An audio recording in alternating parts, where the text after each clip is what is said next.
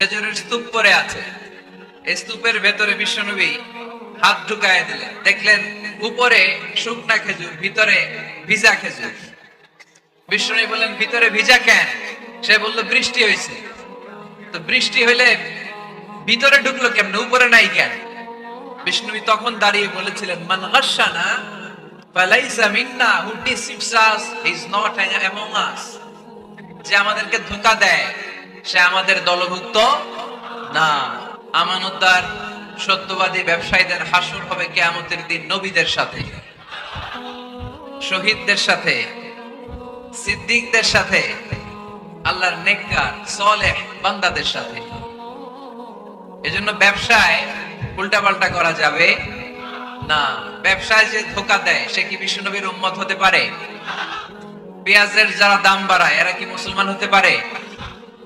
নিত্য প্রয়োজনীয় দ্রব্য লবণ নিয়ে যারা গুজব ছড়ায় এরা কি বিশ্বনবীর উম্মত হতে পারে? মজুদদারি যারা করে এদের কোন ইবাদত আল্লাহ কবুল করবে না। এগুলো থেকে আল্লাহ তুমি আমাদেরকে হেফাজত করো। বিশ্বনবী সাল্লাল্লাহু আলাইহি ওয়াসাল্লাম বলেছেন, মান গাশশানা ফালাইসা মিন্না, মান গাশশানা ফালাইসা মিন্না, who deceives us he is not among us। যে আমাদেরকে ধোঁকা দেয় সে আমাদের উম্মতের অংশ হতে পারে না। এজন্য ধোঁকাবাজি যেন আমরা না করি, আমরা যেন মানুষকে না ঠকাই।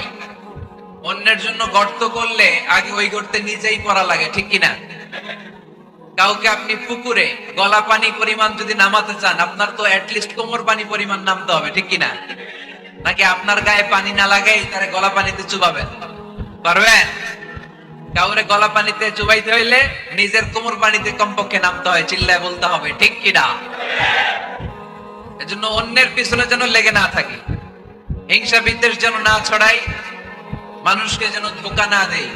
ধোঁকাবাজরা মুসলিম হতে পারে না। এই আয়াতের আলোকে কিছু কথা আপনাদের সামনে আমি উপস্থাপনের চেষ্টা করব ইনশাআল্লাহ। তবে শেষ পর্যন্ত আমাকে সহযোগিতা করতে হবে। করবেন? চিল্লাফাল্লা করবেন না তো?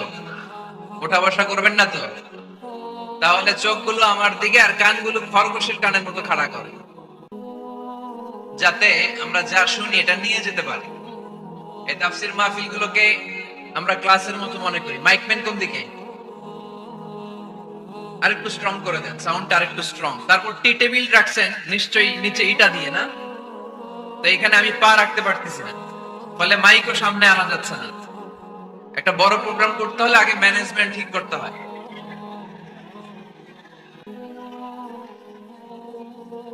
এলাকার ইমাম সাহেব, খতিব সাহেব, ওনাদেরকে এনে ওনাদেরকে বসিয়ে জিজ্ঞেস করতে হয় সব ঠিক আছে কিনা, তারপরে প্রোগ্রামের অ্যারেঞ্জ করতে হয়। ব্যবসায়ী ভাইরা অনেক কষ্ট করেছে, আমি দেখেছি, সর্বোচ্চ চেষ্টা করেছে। এত মানুষ যে হবে ওনারা ধারণাও করে নাই। অনেক সময় হয়ে যায় ধারণার বাইরে মানুষ চলে আসে, তখন আর সামাল দেয়া যায় না। তো যারা দাঁড়িয়ে আছেন তারা ডবল সওয়াব পাবেন ইনশাআল্লাহ। এক, ওয়াজ শোনার সওয়াব, দুই হচ্ছে দাঁড়িয়ে থাকার সওয়াব। তো আমরা আর কোনো কথা শুনবো না, কোনো আওয়াজ হবে না, সরাসরি কোরআনের তাফসীরের দিকে আমরা চলে যাব ইনশাআল্লাহ। সূরা আলে ইমরানের 85 নম্বর আয়াতে আল্লাহ বলছেন, ওয়া মান ইয়াবতাগি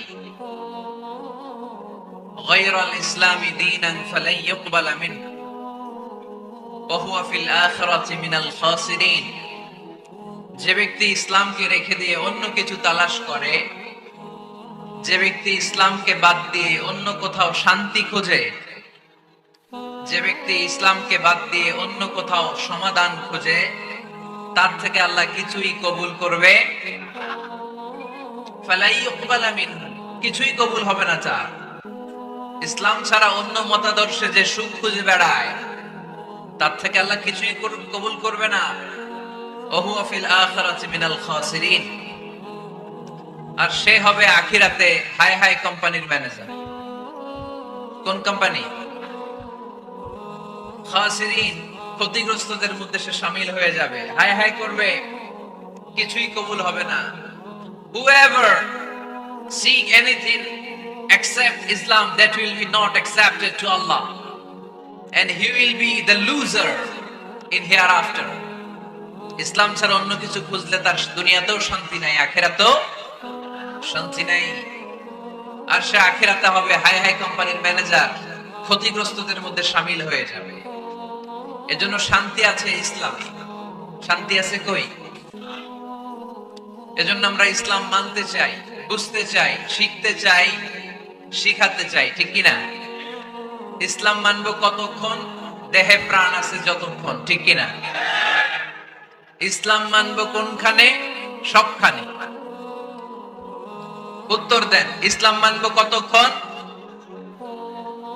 উত্তর হচ্ছে দেহে প্রাণ আছে যতক্ষণ। প্রশ্ন করি আবার, ইসলাম মানবো কতক্ষণ? ইসলাম মানবো কোনখানে? সবখানে। আওয়াজ করে উত্তর করা যাবে? আবার প্রশ্ন করি, ইসলাম মানবো কতক্ষণ? ইসলাম মানবো কোনখানে? না শুধু মসজিদে, মাদ্রাসায়, সংসদ ভবনে মনে হয় ইসলাম মানার দরকার নাই, বঙ্গভবনে বোধহয় ইসলাম থাকার দরকার নাই, গণভবনে ইসলাম থাকার দরকার আছে না নাই? প্রতিটা পুলিশ স্টেশনে ইসলাম থাকার দরকার আছে না নাই? আমরা চাই সব জায়গায় ইসলাম দিয়ে আমরা আমাদের জীবনকে পরিচালনা করব, চিল্লায় বলেন ঠিক কিনা? কারণ ইসলাম হচ্ছে সময়ের অপরিহার্য বাস্তবতা। এই গুণে ধরা সমাজকে ঠিক করতে হলে ইসলাম থেকে প্রেসক্রিপশন নিতে হবে। ইসলাম থেকে প্রেসক্রিপশন না নিলে আমার জীবন সুন্দর হবে না, সমাজ সুন্দর হবে না, আমার দেশ সুন্দর হবে না, এই বাংলাদেশকে দুর্নীতি মুক্ত করা যাবে না। শুধু দুদক দিয়ে, দুর্নীতি দমন কমিশন দিয়ে দুর্নীতি দমন হবে না যদি ইসলাম মানা না হয়, চিল্লায় কোন ঠিক কিনা? এজন্য ইসলাম মানবো কতক্ষণ? ইসলাম মানবো কোনখানে? রাজি আছেন তো? ভাগাভাগি করবেন, অর্ধেক আল্লাহর অর্ধেক আমার, এরকম করা যাবে? গোটা দুনিয়াটাই কার, এখানে কোনো ভাগাভাগি করার সুযোগ নাই। এজন্য রাব্বুল আলামিন বলেন, ومن يبتغي غير الإسلام دينا فلن يقبل منه وهو في الآخرة من الخاسرين। ইসলাম ছাড়া কেউ যদি অন্য কোথাও শান্তি তালাশ করে, ইসলাম ছাড়া অন্য কোন মতাদর্শে কেউ যদি জীবন সমস্যার সমাধান তালাশ করে, আল্লাহ বলে তার কোনো আমল আমি কবুল করব না। কিয়ামতের দিন লোকটা হবে হাই হাই কোম্পানির ম্যানেজার, সে হবে ক্ষতিগ্রস্ত। এজন্য আমাদেরকে ইসলাম মানতে হবে। আমাদের ধর্মের নাম কি? এই আপনাদের গলার আওয়াজ, এখানে যারা যারা আছেন সবাই দেহের সবটুকুন শক্তি গলার এই মাছ বরাবর এনে আওয়াজ করে উত্তর দেন, আমাদের ধর্মের নাম কি? শেষ পর্যন্ত এরকম আওয়াজ করে উত্তর দেওয়া যাবে? এই ইসলাম মনে হয় শুধু আমাদেরই ধর্ম, অন্য কোন নবীদের মনে হয় ধর্ম না। সাইয়েদনা আদম আলাইহিস সালামের ধর্মের নাম কি? নূহ আলাইহিস সালামের ধর্মের নাম? ইব্রাহিম নবীর ধর্মের নাম? মুসা আলাইহিস সালামের ধর্মের নাম? ঈসা আলাইহিস সালামের ধর্মের নাম? আল্লাহর ধর্মের নাম? আল্লাহ বলেছেন ইসলাম হচ্ছে দ্বীনুল্লাহ, এটা আমার দ্বীন, এটা আমার ধর্ম, এই ধর্ম আমি পাঠিয়েছি, এটা কোনো মন মস্তিষ্ক প্রসূত কথা নয়, এটা নিজের মন গড়া বানোয়াট কোনো ধর্ম নয়, চিল্লায় বলেন ঠিক কিনা?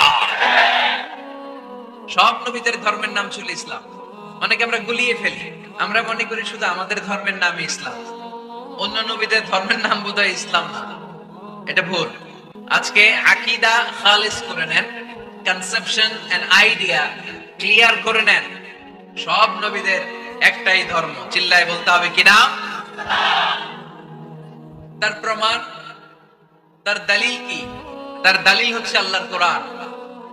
আল্লাহর কোরআন আমাদেরকে জানিয়েছে সব নবীকে আল্লাহ তাআলা একটা ধর্মই দিয়েছেন।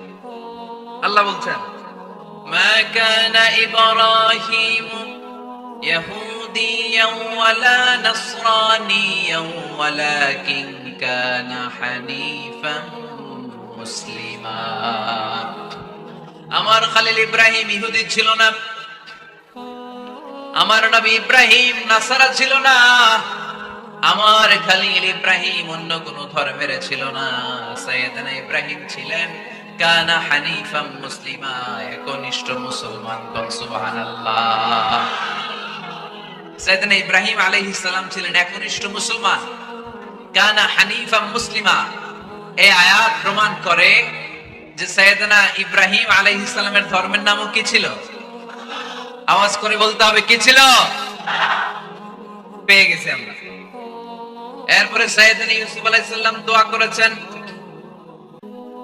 আল্লাহর মহাগ্রন্থ কোরআন সাক্ষী, তাওয়াফফানি মুসলিমান ওয়া আলহিকনি বিস-সালিহিন। ও আল্লাহ, আমাকে তুমি মুসলমান হিসেবে মৃত্যু দান করো, নেককার বান্দাদের সাথে আল্লাহ তুমি আমারে শামিল করে দাও। এই আয়াত থেকে প্রমাণিত হয় সাইয়েদনা ইউসুফ আলাইহিস সালাম মুসলমান ছিলেন। জোরে কোন ঠিক কিনা? সাইয়েদনা ইউসুফ নবী যদি মুসলমান না থাকতেন, উনি কি দোয়া করতেন তাওয়াফফানি মুসলিমান, আল্লাহ তুমি আমারে মুসলিম করে মারো? দোয়া করতেন? করতেন। সাইয়েদনা সুলাইমান আলাইহিস সালাম বালকিসকে চিঠি লিখেছে, ইন্নাহু মিন সুলাইমান ওয়া ইন্নাহু বিসমিল্লাহির রহমানির রহিম। বালকিস, এটা সুলাইমান নবীর পক্ষ থেকে চিঠি। আল্লাহ তাআলু আলাইয়া ওয়া আতুনি মুসলিমিন। ও বালকিস, বাড়াবাড়ি করো না। ও বালকিস, খবরদারি দেখিও না, বড়ত্ব দেখিও না। ওয়া আতুনি মুসলিমিন, তুমি আমার কাছে মুসলমান হয়ে চলে এসো। সাইয়েদনা সুলাইমান আলাইহিস সালাম মুসলমান হয়ে চলে আসার দাওয়াত দিলেন। এই আয়াত প্রমাণ করে সাইয়েদনা সুলাইমান আলাইহিস সালামের ধর্মের নাম ছিল ইসলাম। ঠিক কি না? আবার সাইয়েদনা ঈসা আলাইহিস সালামের সঙ্গীদের নাম হচ্ছে আল হাওয়ারি। হাওয়ারিরা বলেছিল, সাক্ষী থেকে যাও বিআন্না মুসলিমুন, আমরাও মুসলমান। ঈসা আলাইহিস সালামের অনুসারীরা যদি বলে আমরাও মুসলমান, এটা প্রমাণ করে সাইয়েদনা ঈসা আলাইহিস সালামের ধর্মের নামও ছিল ইসলাম। জোরে বলেন ঠিক কি না? সব নবীদের একটাই ধর্ম, ধর্মটার নাম সব জায়গায় মানতে রাজি আছে। তবে ইসলাম ধর্মকে আল্লাহ তাআলা কোন নবীর কালে, কোন নবীর সময়ে পূর্ণাঙ্গতা দান করে নাই। এই ইসলাম ধর্মের পূর্ণাঙ্গতা আল্লাহ তাআলা দান করেছে আমার প্যারা নবী, বিশ্ব নবী মুহাম্মদ রাসূলুল্লাহ সাল্লাল্লাহু আলাইহি ওয়াসাল্লামের সময়কালে। বারটা ছিল জুমাবার। কি বার? আরাফার ময়দান। বিশ্ব নবী উটের পিঠে বসে আছেন। ইন দ্য মিন টাইম আল্লাহ তাআলা একটা আয়াত নাযিল করে ইসলামকে কমপ্লিট এন্ড ইনট্যাক্ট বানিয়ে দিলেন। সুবহানাল্লাহ কইতে পারলেন না? اليوم أكملت لكم دينكم وأتممت عليكم نعمتي ورضيت لكم الإسلام دينا। সেদিন আল্লাহ ঐতিহাসিক আয়াত নাযিল করে দিলেন, اليوم أكملت لكم دينكم, আজকে আমি তোমাদের দিনকে, ইসলাম ধর্মকে পূর্ণাঙ্গতা দান করলাম। ওয়া আতমামতু আলাইকুম নি'মাতি, আমার নিয়ামতকে পরিপূর্ণ করে দিলাম। ওয়া রাদিতু লাকুমুল ইসলাম দীনা, আমি আল্লাহ তোমাদের জন্য ইসলাম ধর্মকে মনোনীত করে খুশি হয়ে গেলাম। আল্লাহ তাআলা ইসলামকে আমাদের ধর্ম বানিয়ে খুশি। এখন প্রশ্ন হচ্ছে, আমরা খুশি কিনা? আওয়াজ কমে গেছে এবার। ইসলামকে আমাদের ধর্ম মনোনীত করে, ইসলামকে আমাদের জীবন বিধান মনোনীত করে খুশি কে? আল্লাহ। এখন আমরা খুশি কিনা? দিস ইজ দ্য কোশ্চেন নাও।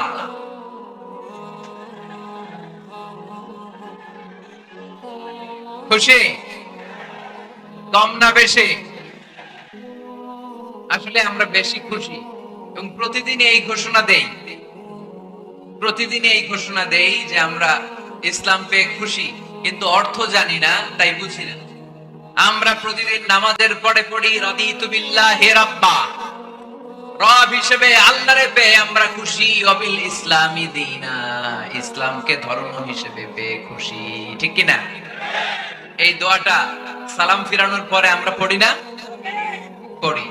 রাদিতু বিল্লাহি রাব্বা, আল্লাহরে রব হিসেবে পেয়ে খুশি, অবিল ইসলামি দীনা, ইসলামকে দ্বীন হিসেবে পেয়ে আমরা খুশি।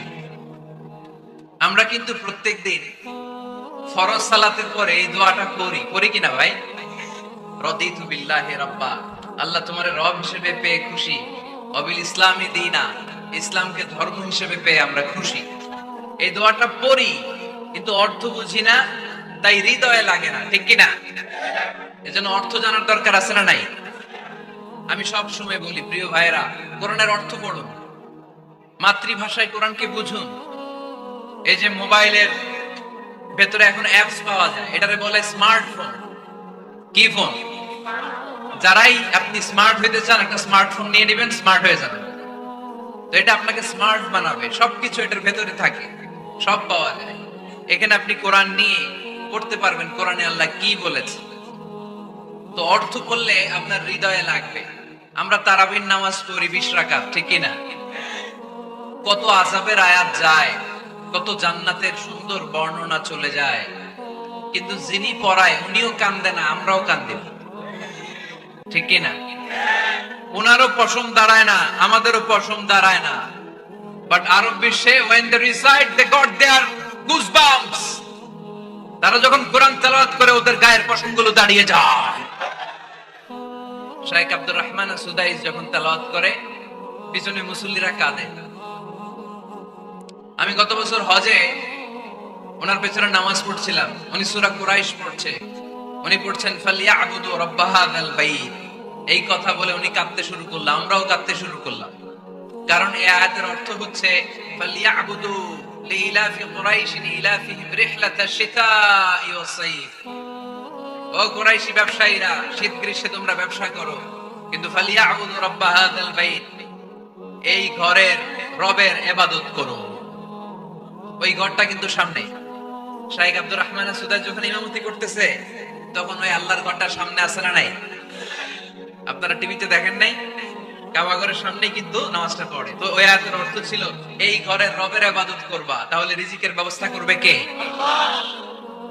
তো ওই ঘরের সামনে দাঁড়িয়ে উনি ইমাম, চোখের পানি উনি ধরে রাখতে পারে? ধরে রাখা সম্ভব না। এর কারণ অর্থ বুঝে। আমরা আজীবন পড়ি সুবহান রাব্বিয়াল আ'লা, এর অর্থটা কি কেউ জানে না, ঠিক কি না?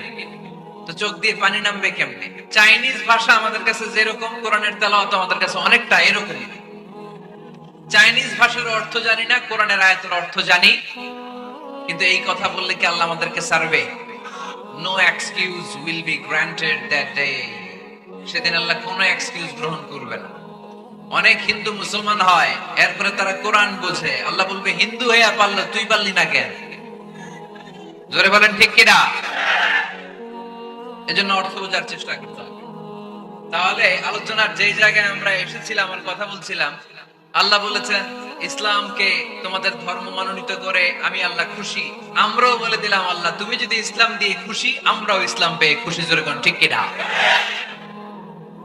আমরা সব জায়গায় ইসলাম মানতে চাই, যতক্ষণ দেহে প্রাণ আছে ততক্ষণ পর্যন্ত ইসলামকে মানতে চাই, সব জায়গায় মানতে চাই, ইসলামকে আমাদের জীবনের আদর্শ বানাতে চাই, ঠিক কিনা? সাইয়েদনা ওমর ফারুক বলতেন নাহনু কওমুন আ'আজ্জানাল্লাহু বিল ইসলাম, আমরা তো এমন জাতি যেই জাতিকে আল্লাহ তাআলা ইসলাম দিয়ে সম্মানিত করেছে। ফাইন ইবতাগাইনাল ইজ্জাতা বিগাইরিহি আদাল্লানাল্লাহ, ইসলাম রেখে দিয়ে কেউ যদি অন্য কোথাও সম্মান তালাশ করে তাকে অপদস্থ করে ছাড়বে কে? এজন্য আমাদের সম্মান কোথায়? আমরা মুসলমান, এটা বলতে কি আপনাদের লজ্জা লাগে? পৃথিবীর যেই কোনো দেশে যাই, হিন্দুদের রাজ্যে যাই, বৌদ্ধদের রাজ্যে যাই, যেই কোনো ইমিগ্রেশনে দাঁড়াই না কেন, চিৎকার করে বলবো আমি মুসলমান। জোরে কোন ঠিক কিনা? We are proud of Islam. ইসলাম আমার অহংকার, ইসলাম আমার গর্ব, ইসলাম আমার আল্লাহর দেয়া ধর্ম। এজন্য ইসলামের বিজয়কে কেউ ঠেকিয়ে রাখতে পারবে? আমি প্রায় উদাহরণ দিয়ে, উপমা দিয়ে বলি, ইসলাম হচ্ছে চারা বীজের মতো।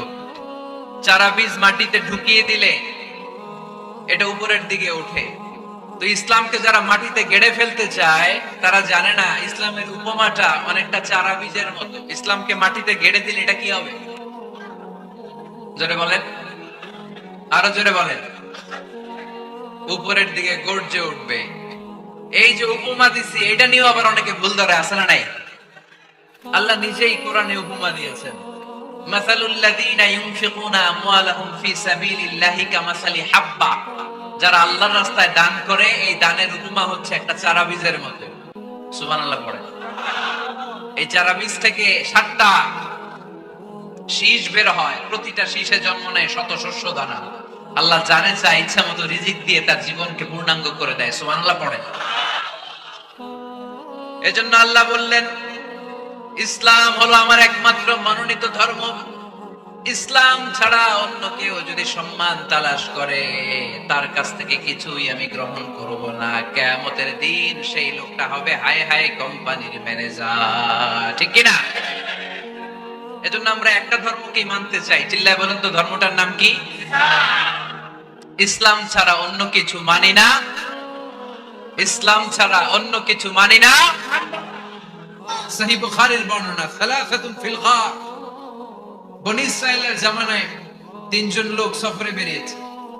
বানোয়াট ঘটনা না, এটা বুখারীর ঘটনা। সফরে বেরিয়েছে, মরুভূমির মাঝখানে প্রতিমধ্যে প্রচন্ড তুফান আর বৃষ্টি।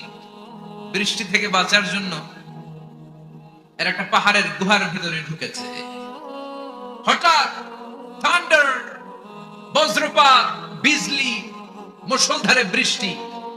বৃষ্টির পানিতে পিচ্ছিল হয়ে উপর থেকে বিশাল প্রকাণ্ড একটা পাথরের খণ্ড এসে গুহার মুখের মধ্যে আটকে গিয়েছে। যেই গুহার মুখ দিয়ে তারা ঢুকেছে ওইখানে বিশাল একটা পাথর গড়িয়ে এসে উপর থেকে বলল, অন্ধকার, ভিতরে কোনো আলো নাই, কোনো জনমানব নাই, বাঁচানোর কেউ নাই, কিচ্ছু দেখা যায় না, ঘুটঘুটে অন্ধকার। বাইরে থেকে আলো আর অক্সিজেন যে আসবে ওই সুযোগটাও নাই।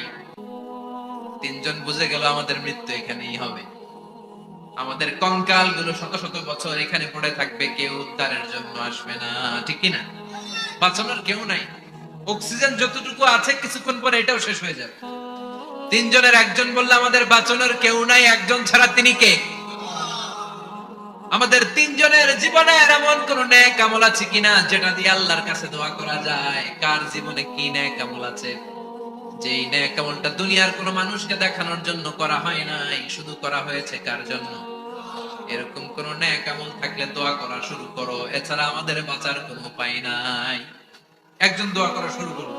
হাদিসে লম্বা একটা হাদিস, আমি সরল বঙ্গানুবাদ শোনাচ্ছি। একজন দোয়া করা শুরু করলো। একজন বলতে শুরু করলো, আল্লাহুম্মা কানা লি আবাওয়ান শাইখান কাবীরান। ও আল্লাহ, আমার বৃদ্ধ বৃদ্ধা মা বাবা ছিল, আমি পেশায় ছিলাম রাখাল। প্রতিদিন রাখালগিরি করার পরে, ছাগলের দুধ দহন করার পরে যখন বাসায় ফিরে আসতাম, সবার আগে আমি আমার আব্বা আম্মারে দুধ খাওয়াতাম। আব্বা আম্মাকে দুধ খাওয়ানোর পরে আমার সন্তানদের মুখে, আমার স্ত্রীদের মুখে আমি দুধ তুলে দিতাম।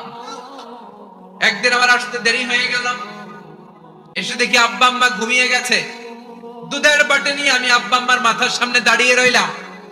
মনে মনে ভাবলাম আব্বা আম্মা যখন ঘুম থেকে জাগবে, আব্বা আম্মারে আগে আমি দুধ খাওয়াবো, তারপরে ছেলে মেয়েরে খাওয়াবো, স্ত্রীদেরকে খাওয়াবো। দাঁড়িয়ে রইলাম। আমার ছেলে মেয়েরা এসে আমার কাছে বলল, আব্বা খাবার দাও। আমি দেই নাই। ক্ষুধার জ্বালায়, ক্ষুধার যন্ত্রণায় পাগল পড়া হয়ে আমার কলিজার টুকরা ছেলে মেয়েগুলো আমার পায়ের মধ্যে পড়ে কাঁদতে লাগলো, আব্বা একটু দুধ দাও, ক্ষুধা লেগেছে। ও আল্লাহ, আমি দেই নাই। ফজর পর্যন্ত দাঁড়িয়ে রইলাম। ফজরের সময় যখন আব্বা আম্মা ঘুম থেকে উঠলেন, সবার আগে আব্বা আম্মারে দুধ খাওয়ালাম, তারপরে ছেলে মেয়েদের মুখে তুলে দিলাম।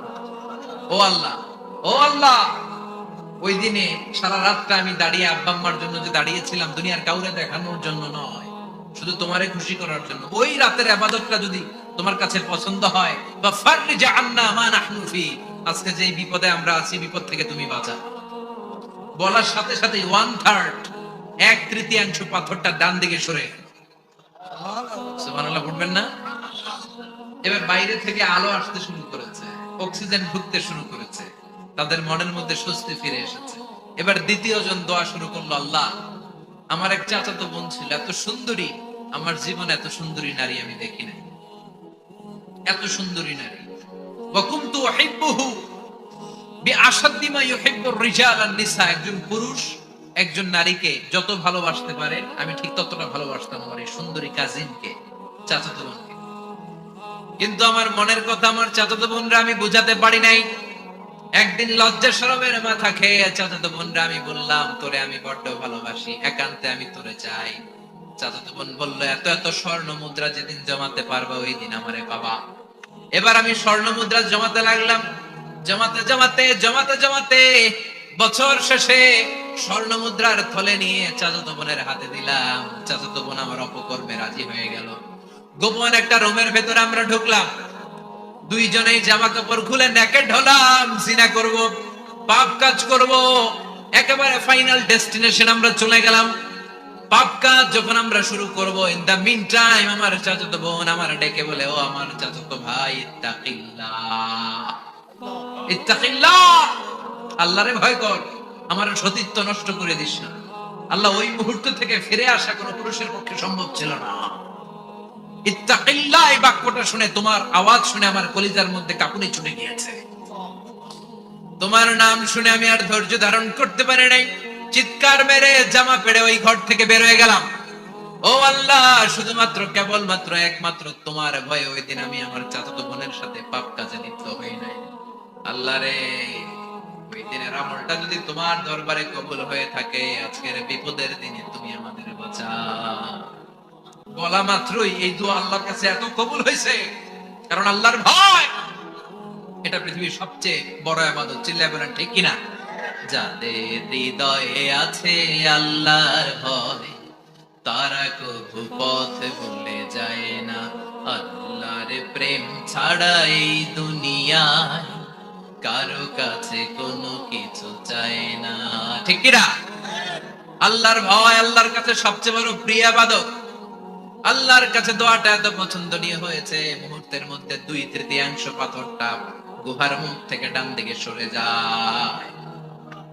2/3 পাথর এখন সরে গিয়েছে। এবার তারা বেরোতে চেষ্টা করলো, দেখা যায় হাত বেরোয়, কারো পা বেরোয়, মাথা বেরোয়, কিন্তু পুরো বডিটা নিয়ে বেরোয়া যায়। বাকি আছে কয়জন? কথা কন। এবার 3 নাম্বার লোক দোয়া করতে শুরু করেছে, আল্লাহ ইন্নী ইস্তাজারতু উজারা ফাদাফা'তু সামানাহুম। আল্লাহ আমি অনেকগুলো শ্রমিক ভাড়া করেছিলাম, তাদেরকে দিয়ে কাজ করিয়ে তাদের ঘাম শুকিয়ে যাওয়ার আগে প্রত্যেকটা শ্রমিকের পারিশ্রমিক আমি দিয়ে দিয়েছি। সবগুলো শ্রমিক আমার কাছ থেকে পারিশ্রমিক বুঝে নিয়েছে, একজন ছাড়া। একজন না নিয়ে চলে গেছে। তার টাকা তারে আমি বুঝাই দিতে পারি নাই। তার রেখে যাওয়া টাকা দিয়ে আমি একটা ছাগল কিনলাম। ওই ছাগল পালতে পালতে বাচ্চা দিল, আরো বাচ্চা দিল, দিতে দিতে বিশাল ছাগলের ডেইরি ফার্ম বানালাম। 1 যুগ পরে ওই শ্রমিক এসে বলে, হে আমার মালিক, 12 বছর আগে তোমার কাছে কাজ করেছিলাম, টাকা কিন্তু নেই নাই, টাকা দাও। আমি বললাম, ওই যে বিশাল ছাগলের বড় একটা ডেইরি ফার্ম দেখা যায়, পুরো ডেইরি ফার্ম তোমার, ডেইরি ফার্মটা তুমি নিয়ে যাও। শ্রমিক আমারে বলতে লাগলো, তাস্তাহজিউ মিন্নি, আমার সাথে ঠাট্টা করো নাকি? একদিনের পারিশ্রমিক দিয়ে ডেইরি ফার্ম হয় নাকি? যতটুকু টাকা তোমার কাছে আমি 12 বছর আগে পেতাম ততটুকু দিলেই চলবে। তারে আমি বুঝিয়ে বললাম, তোর টাকা দিয়ে ছাগল কিনেছি, ছাগলের ব্যবসা করে ডেইরি ফার্ম বানিয়েছি, একটার পর একটা ছাগল বাচ্চা দিতে দিতে আজকে হাজার হাজার ছাগলের এই ডেইরি ফার্ম, পুরো ডেইরি ফার্মটা আমি তোরে দিয়ে দিলাম। বলা মাত্র ওই শ্রমিকটা ডেইরি ফার্ম নিয়ে চলে গেল। মাবুদের এই কঠিন বিপদের দিন সে শুধু দাবি করেছিল তার পারিশ্রমিক। তার পারিশ্রমিকের টাকা তার হাতে দিলে সে খুশিতে বাকবাকুম, কিন্তু তার বদলে পুরো ডেইরি ফার্মটা আমি তার হাতে তুলে দিয়েছি একমাত্র তোমার সন্তুষ্টির জন্য। ওই দিনের আমলটা যদি তোমার দরবারে একটু ভালো লেগে থাকে রে মাওলা, আজকের কঠিন বিপদ থেকে বাঁচাও। বলতে দেরি, বলতে দেরি, মুহূর্তের মধ্যে বিশাল পাথর খণ্ডটা গুহার মুখ থেকে ডান দিকে সরে যাও। আল্লাহর শুকরিয়া করে 3 জন বের হয়ে যায়। সহিহ বুখারীর বর্ণনা। আপনার জীবনে এমন কোন নেক আমল যদি থাকে যেটা শুধু আল্লাহরে দেখানোর জন্য করছেন, আমরা আমল করব অবশ্যই দেখানোর জন্য, তবে মানুষকে নয়। কারা দেখানোর জন্য? আমাদের সব দেখানো হবে একজনকে। চিল্লায় বলেন তিনি কে? হচ্ছে লা ইলাহা ইল্লাল্লাহ, আরেকটা হচ্ছে আল্লাহু আকবার। এই চারটার চেয়ে শ্রেষ্ঠ জিকির আর নাই। কথা বলেন, এটা এই চারটার ভিতরে ইল্লাল্লাহ আছে? কথা বলেন। এজন্য জিকিরকে আমরা খণ্ডিত করব। ঠিক যেমন যেমন সহিহ সুন্নাহ এসেছে তেমন তেমন জিকির করলে আপনার কলিজাটারে ঠান্ডা করে দিবে কে? ইল্লাল্লাহর ব্যাখ্যা থাকতে পারে। অনেকে ব্যাখ্যা করে যে এটার মধ্যে লা ইলাহা আছে, এটাকে গোপন রাখা হয়েছে, আমরা ইল্লাল্লাহ পড়ি না, ওটার দরকার নাই। বিশ্বনবী এবং সাহাবারা যেই পন্থায় জিকির করেছেন, যেই পন্থায় জিকির শিখিয়েছেন, ওইটার ভিতরে বরকত বেশি না কম? কথা বলেন, বেশি না কম? এজন্য বিশ্বনবী বললেন আল্লাহর কাছে প্রিয় কথা চারটা। একটা হলো সুবহানাল্লাহ, দ্বিতীয়টা হলো আলহামদুলিল্লাহ, তৃতীয়টা হলো লা ইলাহা ইল্লাল্লাহ, চতুর্থটা হলো আল্লাহু আকবার। সুবহানাল্লাহ, আমার সাথে সাথে আওয়াজ করে পড়েন সুবহানাল্লাহ, আলহামদুলিল্লাহ, লা ইলাহা ইল্লাল্লাহ, আল্লাহু আকবার, সুবহানাল্লাহ, আলহামদুলিল্লাহ, লা ইলাহা ইল্লাল্লাহ। আওয়াজ করে পড়েন আল্লাহু আকবার। মনে থাকবে? জিকিরের আওয়াজ শেষ। এগুলোর চেয়ে শ্রেষ্ঠ জিকির নাই। সবচেয়ে শ্রেষ্ঠ জিকির লা ইলাহা ইল্লাল্লাহ, সবচেয়ে শ্রেষ্ঠ কালিমা আল্লাহর কাছে এই চারটা। একটু খেয়াল করে দেখেন, এই প্রতিটা জিকিরের মধ্যে আমার আল্লাহর নাম আছে না নাই? সুবহানাল্লাহ আছে না?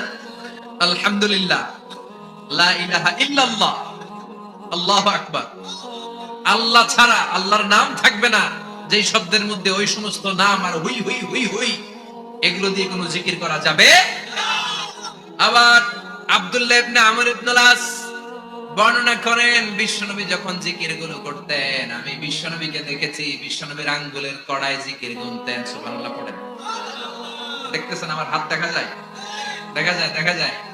রাআইতুন নাবিয়্যা, আব্দুল্লাহ ইবনে আমর ইবনে আস-এর বর্ণনা, রাআইতুন নাবিয়্যা ইয়াকিদু তাসবিহা বিয়ামিনিহি, আমি বিশ্বনবীকে ডান হাতের গিড়ার ভেতরে তাসবিহ গুনতে শুনেছি, তাসবিহ গুনতে দেখেছি। সুবহানাল্লাহ পড়েন। এখন আমরা লম্বা তাসবিহ ছড়া নেই না, এটা জায়েজ, কিন্তু শ্রেষ্ঠ হচ্ছে হাতের গিড়ায় গোনা। এই প্রতিটা গিড়া in the day of judgement আপনার পক্ষে সাক্ষী দিবে। মনে থাকবে? কিভাবে গুনবেন? বা হাতে না ডান হাতে? ডান হাত উঁচু করেন সবাই, এইভাবে। নামাজ শেষ, আল্লাহু আকবার পড়ে, তিনবার ইস্তেগফার পড়ে গোনা শুরু, এইভাবে সুবহানাল্লাহ। ঠিক আছে? এরপর আলহামদুলিল্লাহ, এরপর আল্লাহু আকবার। সবাই রাজি তো? সবাই রাজি? আল্লাহ তুমি কবুল করো। আরো জোরে পড়েন আমিন। তাহলে আমরা তাওবার পদ্ধতি জানলাম, কেন আমরা ইস্তেগফার করব জানলাম, এরপরে জিকিরের খুঁটিনাটি জানলাম। এবার কেমন করে আল্লাহর কাছে দোয়া করব এটাও জানার দরকার আছে না নাই? বিশ্বনবী বললেন দোয়া মুখুল ইবাদত, দোয়া হলো ইবাদতের নির্যাস। যে দোয়া করে না সে কিছুই করে না। তিরমিজির আরেক বর্ণনায় বিশ্বনবী বললেন আদ-দুআ হুয়াল ইবাদত, দোয়াটাই হলো ইবাদত। দোয়াটাই ইবাদত। ধরেন আমি দোয়া করা শুরু করলাম, এটাই ইবাদত। নামাজ যেমনি ইবাদত, জিকির যেমনি ইবাদত, হজ করা যেমনি ইবাদত, দোয়া করাটাও। এজন্য প্রতি নামাজের শুরুতে দোয়া আছে না নাই? সূরাতুল ফাতিহার আরেক নাম সূরাতুদ দোয়া, দোয়ার সূরা। আমরা প্রত্যেকবার সূরা ফাতিহা যখন পড়ি, আমরা পড়ি ইহদিনাস সিরাতাল মুস্তাকিম। সবাই পড়েন ইহদিনাস সিরাতাল মুস্তাকিম। ও আল্লাহ, আপনি আমাদেরকে সরল সঠিক পথ দেখান। পড়েন আমিন। ও আল্লাহ, show us the right path, show us the correct path, show us the middle path. আল্লাহ মধ্যম পন্থা দেখান, মাঝামাঝি রাস্তাটা দেখান, সিরাতুল মুস্তাকিম দেখান। আমাদেরকে রাস্তা দেখায় কে? কথা বলেন না। আমরা যদি পথ ভুলে যাই, পথ দেখায় দেয় কে? আমি যদি কোনদিন পথে ভুলে যাই, হাত ছানি দিয়ে কাছে নিও, মমতার বন্ধনে আমায় বেঁধে সব ভুল ক্ষমা করে দিও। আমি যদি কোনদিন পথ ভুলে যাই, হাত ছানি দিয়ে কাছে নিও, মমতার বন্ধনে আমায় বেঁধে সব ভুল ক্ষমা করে দিও।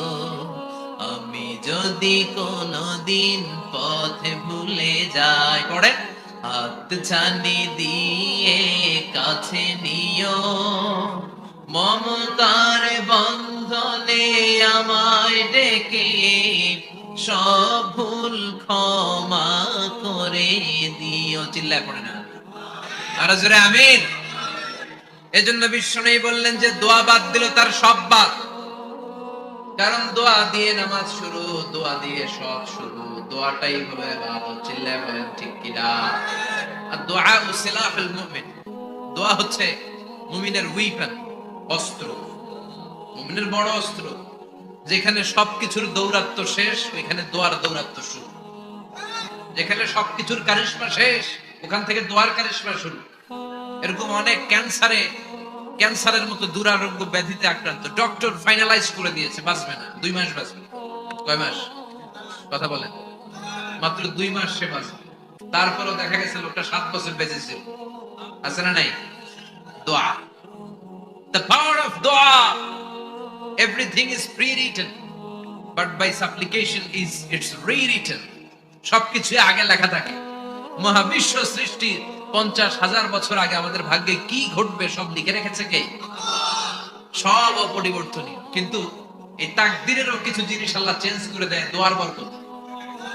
এজন্য দোয়া করার দরকার আছে না নাই? মায়ের কাছে দোয়া চাবেন, মায়ের দোয়া আল্লাহ ফেরায় না। মুসলিম ব্যক্তির দোয়া আল্লাহ ফেরায় না, মুসাফিরের দোয়া আল্লাহ ফেরায় না।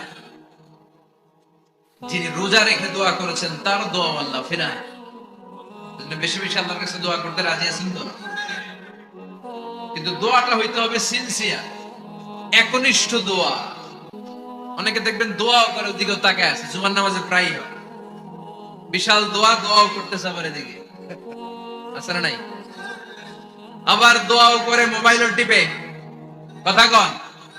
আবার আমরা আলোচনা শেষে দোয়াও করি, পোলাপাইন সেলফিও তোলে, আছে না নাই? সিনসিয়ারিটি নাই।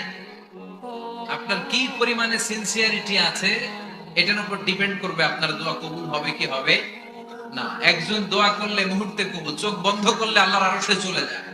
মদিনার সাথে ওর কানেক্টিভিটি বেড়ে যায়, আল্লাহর সাথে কানেক্টিভিটি বেড়ে যায়। সে ফিল করে সে আল্লাহর সাথে কানেক্ট হয়ে গিয়েছে। আর আরেকজন দোয়ার মধ্যে খুঁজে কিছু পায় না, আছে না নাই? তো দুই দোয়ায় পার্থক্য আছে না? কথা কন। এজন্য সম্মানিত ভাইরা, দোয়াই যখন করবেন সিনসিয়ারলি করবেন, কানেক্টিভিটিটাকে স্ট্রং করার চেষ্টা করবেন। সিনসিয়ার দোয়া is like a missile. Missile নাম শুনছেন? হামলা করে না, মিসাইল হামলা করেছে ইসরায়েল, শোনেন নাই? মারলে একেবারে ধ্বংস করে যায় সব। এই মিসাইল হামলা, ড্রোন হামলা, এগুলো লক্ষ্য বস্তু ভেদ করে ভয়ঙ্কর ভাবে, ইঞ্চি ইঞ্চি, মাইক্রো ইঞ্চি মেপে মেপে এমন ভাবে এই বোমাটা মারবে ঠিক জায়গা মতো এটা ফিট হয়ে যায়। তেমনি দোয়ার মতো আপনি যদি দোয়া করতে যান, একনিষ্ঠতার সাথে সিনসিয়ারিটির সাথে যদি দোয়াটা করে ফেলতে জানেন, এই দোয়া মুহূর্তে আল্লাহর আরশে যেয়ে নক করবে। সুবহানাল্লাহ পড়ে। আর মুমিনের দোয়া কখনো ফেরত যায় না। দোয়া করলেই মুমিনের দোয়া কবুল করে নেয় কে? আপনি জীবনে যত দোয়া করছেন সব কবুল। All of your supplications are accepted. Whatever you have supplicated to your Lord, যাই চেয়েছেন সব কবুল। অনেকে বলে হুজুর এটা একটা কথা কইলেন, সব দোয়া বুঝি কবুল? কত দোয়া করলাম, জীবনে কত কিছু চাইছি, কই কিছুই তো দেয় নাই। এরকম আছে না নাই? অনেকে বলে হুজুর কত চাইলাম আল্লাহ আমার দিল না।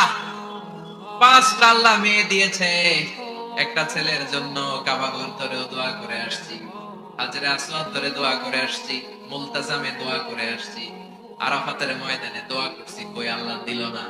আর আপনি ওয়াজে যত দোয়া করছেন সব কবুল করে নিছে কে?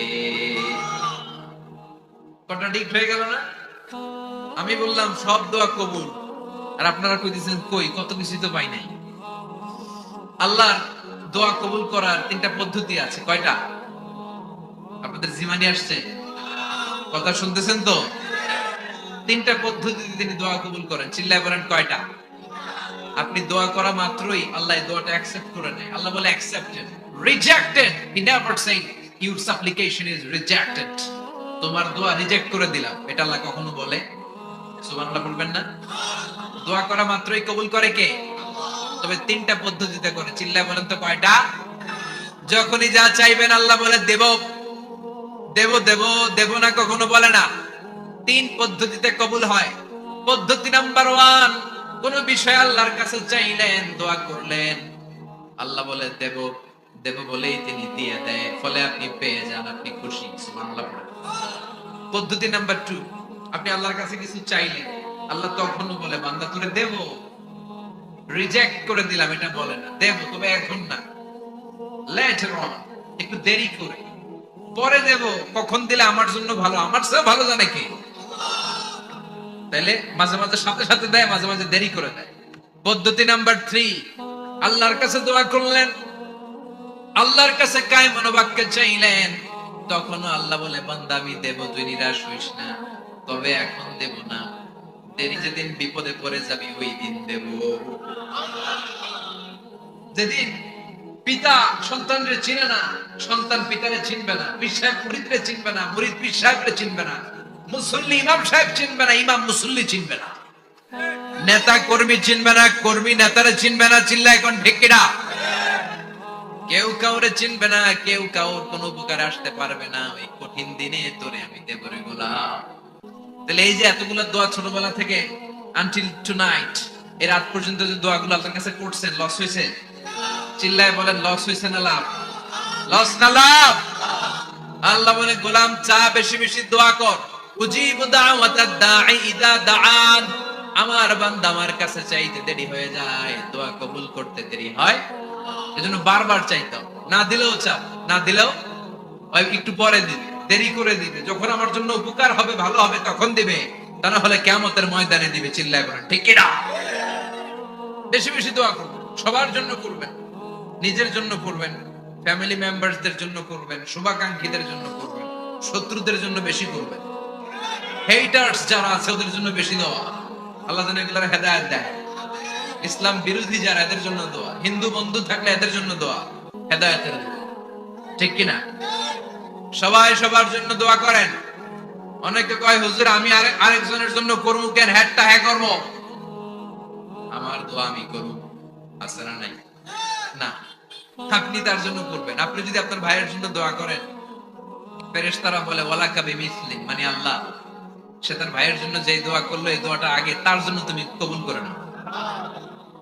আপনি যদি দোয়া করেন আল্লাহ আমার ভাই অসুস্থ, তুমি তারে সুস্থ করে দাও, ফেরেশতারা বলে আল্লাহ যেই লোকটা দোয়া করলো তার মধ্যে যদি কোনো রোগ থাকে আগে তারে সুস্থ করে দাও, পরে বাইরে। ফেরেশতাদের দোয়া কবুল করে নেয় কে? আপনার দোয়া কবুল হইতে পারে, নাও হইতে পারে, কিন্তু ফেরেশতারা আল্লাহর কাছে দোয়া করলে এটা কবুল হবে না? আপনি যদি দোয়া করেন আল্লাহ আমার ভাইয়ের আর্থিক অবস্থা খুব খারাপ, তারে ধনী বানিয়ে দাও, ফেরেশতারা বলে ওয়ালাকা বিমিসলি, ও আল্লাহ এই দোয়াকারী তার ভাইয়ের জন্য যে এই দোয়াটা করেছে আগে তার জন্য দোয়াটা কবুল করে নাও। সুবহানাল্লাহ পড়েন। এজন্য বেশি বেশি দোয়া করতে রাজি আছেন? বারবার চাই, সকালে বিকালে দুপুরে রাতে শীতকালে গ্রীষ্মকালে সব সময় আমরা দোয়া করব কার কাছে? আল্লাহর কাছে। বারবার চাইলে আল্লাহ খুশি হয়ে, বারবার না চাইলে আল্লাহ রেগে যায়। দুনিয়ার সিস্টেমের একেবারে বিপরীত। আমি যদি এই ভাইয়ের কাছে কোন একটা বিষয় নিয়ে আসতে যাই, ভাই আমারে 1000 টাকা দেন, বিপদে পড়ছি, দিল 1000 টাকা, নেন বিপদ সারা, এক সপ্তাহ পরে আমার ভাইজান বড় বিপদে আছে 1000 টাকা, তারপরে উনি লজ্জায় পড়ে দিবে, আসছে যখন দেই, পরের সপ্তাহে আবার মিয়া সাহেব 1000 টাকা, ওই দিন বলবে ভাই 1000 নাই 500 নিয়ে আসা, কথা কর। এর পরের মাসে যদি বলি ভাই বিপদে পড়ছি, দিবে নাকি? লাঠির বাড়ি আছে না নাই? প্রতি সপ্তাহে সপ্তাহে তোমার বিপদ, কথা কর। তার মানে এই দুনিয়ার সিস্টেম হচ্ছে একটা বিষয় নিয়ে বারবার কারো কাছে যাওয়া যায় না, চাওয়া যায় না, শরম লাগে, কথা কর। কিন্তু আল্লাহর সিস্টেমটা একেবারে উল্টো। আল্লাহর কাছে বারবার না যাইলে, না চাইলে তিনি রেগে যায়। তিরমিজির বর্ণনা, ইন্নাহু মান লাম ইয়াসআলিল্লাহ ইয়াগদাব আলাইহি, যে ব্যক্তি কোনো বিষয় নিয়ে বারবার বারবার আল্লাহরে বিরক্ত করে না, তার উপর আল্লাহ রেগে যায়। আর বারবার চাইতে চাইতে চাইতে চাইতে চাইতে চাইতে যে লোকটা আল্লাহরে বিরক্ত করতে চায়, তার উপর আল্লাহ খুশি হয়ে যায়। এজন্য চাবেন আল্লাহর কাছে আজকে থেকে, চাবেন চাবেন চাবেন। দোয়া করলে যে কবুল হয় বিশ্বাস হয় মুসলমান। নেক আমলের ওসিলা দিয়ে দোয়া কবুল হয়। আপনার জীবনে যদি কোনো নেক আমল থেকে থাকে, যে নেক আমলগুলো আপনি আল্লাহর সন্তুষ্টির জন্য করেছেন, আমি আজকের মাহফিলে আল্লাহর নামে একটা কসম কেটে বলে যাই, ওয়াল্লাহি আল্লাহর কসম করে আমি আপনাদের বলছি, আপনার জীবনের এমন কোন নেক আমল যদি থাকে যে আমলটা শুধুমাত্র কেবলমাত্র আপনি আল্লাহকে খুশি করার জন্য করেছিলেন, ওই নেক আমলের ওসিলা দিয়ে দোয়া করতে দেরি হবে, দোয়া কবুল হতে দেরি হবে। বিশ্বাস হয়? সন্দেহ লাগছে না? বিশ্বাস হয় সবার? নেক আমলের ওসিলা, ওই নেক আমলটা শুধুই হয়েছে কার জন্য? চোখের পানি ছাড়ছিলেন এক রাতে আল্লাহর ভয়ে, কাউরে দেখানোর জন্য না। ওই নেক আমল রাত্রিবেলা হেঁটে যাচ্ছিলেন মসজিদের পাশ দিয়ে, দেখলেন দান বাক্স লেখা, কেউ নাই, কেউ নাই, কচকচে 500 টাকার নোট বের করে ঢুকাই দিছিলেন। এটা হচ্ছে শুধু আল্লাহরে দেখানোর জন্য নেক আমল, ঠিক কি না? আল্লাকা সিররুন ইনদাল্লাহ বাইনাকা আনতা ওয়া বাইনাল্লাহ, আল্লাকা সাদাকাতুন তাখফা লা ইয়ালামুহা ইল্লাল্লাহ, আল্লাকা সিররুন ইনদাল্লাহ বাইনাকা আনতা ওয়া বাইনাল্লাহ, আল্লাকা সাদাকাতুন তাখফা লা ইয়ালামুহা ইল্লাল্লাহ। সুবহানাল্লাহ পড়েন। আল্লাকা সিররুন ইনদাল্লাহ, তোমার আর তোমার রবের মাঝে গোপন কিছু আছে কি যেটা আল্লাহ ছাড়া কেউ জানে না? তোমার কি কোনো গোপন দান আছে কি যেটা আল্লাহ ছাড়া কেউ দেখেনি? সুবহানাল্লাহ পড়েন। এমন কোন আমল যে আমলটা আপনি করেছিলেন শুধু আল্লাহর খুশির জন্য, ওই আমলের ওসিলা দিয়ে দোয়া করলে কবুল করবে কে? বিশ্বাস হয়? ওই এক টুকরা ভালোবাসার ছিটে ফোঁটা পেয়ে আমাদের মধ্যে ভালোবাসার ঠেলা কি দেখছেন? এক টুকরা না দিয়ে যদি আল্লাহ 20 টুকরা দিত, যদি 50 টুকরা দিত, তাহলে প্রতিদিনই 14ই ফেব্রুয়ারি হয়ে যেত। কথা বলেন? আর কয়দিন বাকি? হ্যাঁ, 14ই ফেব্রুয়ারি বিশ্ব ভালোবাসা, বিশ্ব বেহায়া দিবস, বিশ্ব গজবের দিবস, অশ্লীলতার দিবস, ধর্ষণের দিবস, নারীদের সম্ভ্রম হারানোর দিবস। চিল্লায় বলেন ঠিক কিনা? এই দিন কোন মুমিন পালন করতে পারে? বাবা যারা এসেছেন, ছেলেদেরকে মেয়েদেরকে সাবধান কর, ওই দিন যেন আপনার ছেলে মেয়ে 5 ওয়াক্ত সালাত জামাতের সাথে পড়ে, ওই দিন যেন আল্লাহর কোরআন তেলাওয়াত করে আল্লাহর কাছ থেকে ক্ষমা চেয়ে নেয়। এই দিনগুলো আমাদের জন্য নয়, এগুলো পাশ্চাত্যের লোকেরা পালন করে, যাদের মধ্যে কোনো ভালোবাসা নাই, যাদের মধ্যে কোনো মায়া মহব্বত নাই, যাদের মধ্যে কোনো দরদ নাই।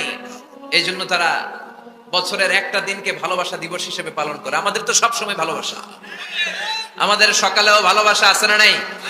দুপুরে আছে না নাই? রাত্রিবেলা আছে না নাই? তাহাজ্জুদের জায়নামাজেও আমাদের ভালোবাসা আছে না নাই? রাসূল আমার ভালোবাসা, রাসূল আমার আলো আশা, রাসূল আমার প্রেম বিরহের মূল আলোচনা, রাসূল আমার কাজে কর্মের অনুপ্রেরণা। সুবহানাল্লাহ পড়ে। আমাদের সব সময়ের ভালোবাসা, আমাদের ভালোবাসার জন্য ডে দিবস পালন করতে হয় না, প্রতিটা মুহূর্ত আমাদের ভালোবাসা দিয়ে হৃদয়টাকে সমৃদ্ধ করে দিয়েছে কে?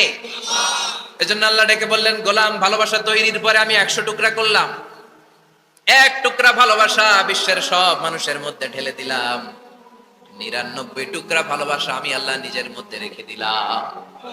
দেখেন, এক টুকরা ভালোবাসা পেয়ে আমাদের মধ্যে কত ভালোবাসা বাসে। ভালোবাসার গান আছে না নাই? নাটক আছে না নাই?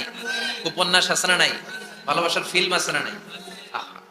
হাজবেন্ডের জন্য ওয়াইফের ভালোবাসা, বন্ধুর জন্য বন্ধুর ভালোবাসা, আবার গার্লফ্রেন্ডের জন্য বয়ফ্রেন্ডের ভালোবাসা আছে না নাই? আমরা কি এই ভালোবাসা করব? ভালোবাসা সব হবে বিয়ের পরে। চিল্লায় বলেন ঠিক কিনা? আপনি আপনার হাত স্ত্রীর হাতের সাথে মিলালে 2 হাতের সগীরা গুনাহ মাফ করে দেয় কে? আপনি আপনার নজরটা স্ত্রীর চেহারার দিকে ফেললে চোখের সগীরা গুনাহ মাফ করে দেয় কে? আবার বিশ্বনবী বললেন, শীতের রাতে এক কম্বলের নিচে যখন তোমরা শুয়ে থাকো, তখনও তোমাদের আমলনামাটা সওয়াব দিয়ে পূর্ণ করে দেয় কে? কি সুন্দর ইসলাম! What a balanced religion we have got from our Lord. আল্লাহর কাছ থেকে কি ভারসাম্যপূর্ণ জীবন বিধান আমরা পেয়েছি। পরকিয়া করলে গুনাহ, আর স্ত্রীর সাথে ভালোবাসা প্রকাশ করলে সওয়াব আছে না নাই? আপনি ভালোবাসার কথা স্ত্রীকে বলবেন, স্ত্রীর প্রশংসা করবেন, তার সাথে খুনসুটি করবেন, সওয়াব আছে না নাই? কিন্তু ভাবির সাথে করলে গুনাহ আছে না নাই? শালীর সাথে করলে, কাজিনের সাথে করলে, আল্লাহ তুমি বুঝার তৌফিক দাও। ভালোবাসা তিনি 100 টুকরা করে সবার মধ্যে